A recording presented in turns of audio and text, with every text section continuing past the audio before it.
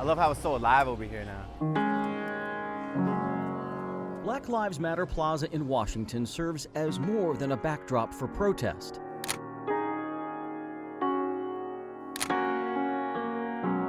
It's tragedy after tragedy. Not only do we have a pandemic, but we have police brutality and racism just like come in full force like it hasn't in like decades. But now nobody can ignore it anymore, and it's all over these walls, and it's all over our street. With a nation in turmoil from isolation and racial injustice, this is a gathering place to grieve and to believe. And it's also of the people and by the people. Who better to expose and to explain this agonizing year than three gifted still photographers? This needs to happen, and I think change only happens when people are uncomfortable, and right now, the United States is uncomfortable.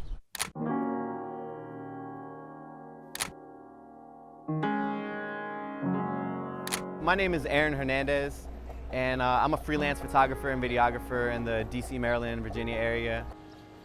As a creative, I have a skill, I have a talent, I need to use it to speak up. Aaron Hernandez says documenting many of the protest-oriented murals recently created in DC and capturing this movement's devotion gives him purpose. And instead of seeing wood fill up a street, now it's like each street has become a gallery on its own. When you see these protests, when you see these marches, it's everybody.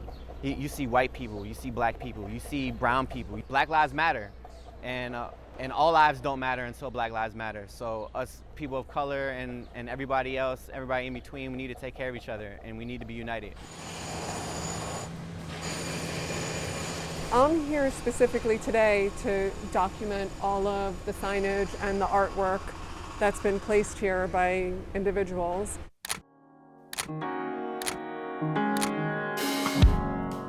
My name is Lee Vogel, and I am a freelance photographer, and I'm based here in Washington, D.C. I travel quite a bit around the country and to Europe. Lee Vogel shoots for a variety of news outlets around the world. Here, she's learned as much from listening as she has from photographing a city of so many soapboxes. I think a lot of photographers, including myself, are very aware of not just showing despair, but showing hope and celebration and opportunity. So I tried to capture in Black Lives Matter Plaza somber moments such as silhouettes, and some happy moments such as jump roping and chess playing. I've learned a lot by coming at different hours of the day. The morning is different than the afternoon, which is different than the evening, which is different than midnight. Vogel follows expression wherever it blossoms, and in some cases, erupts.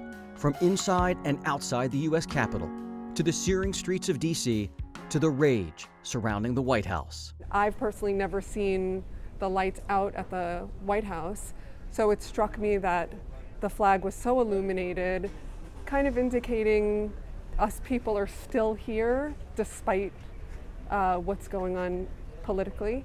And there's something sad about it and hopeful about it simultaneously. So this is a 1957 Leica M3.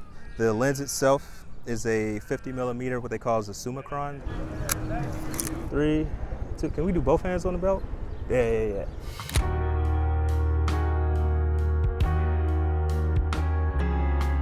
So my name is Corey Blessman. I'm a street portrait photographer. Then I'm just gonna ask you to look up. All right, now look right at me. Corey Blessman shoots on film, old school. He fashions stillness out of chaos. Right now, there's something about film that just sort of grabs me. There's some realness to it. The magic of great portraiture is intimacy. There's Jerome, who can't afford to stop working due to the pandemic. The violin teacher performing on the street because he cannot be near his students. The entrepreneurs opening a shoe store despite the dismal economy. And then there's the passion and the purpose in the eyes of muralist Levi Robinson. There we go. Fear leads to hate, and hate leads to racism. So you bring that back to photography, and me being the black man behind the camera, I understand the culture that I'm taking a photo of, but I understand my audience may not always do that, right? So it's important for me to actually get it right. 2, 3. Blessman also captures the tension present in protests, and the grandeur of landscape. So I wanted to get the monument, I wanted to get the White House, and I wanted to get the road leading to the White House to see it in there. But I also wanted to get people in the photo so they can see that there were tons of people that came to sort of to see this, support this. While we each see life through a different lens of experiences, each of these photographers believes in the responsibility of unmasking the truth, now more than ever. These are things that people are going to view, 30, 40, 50 years from now, and they'll be able to see what actually went down.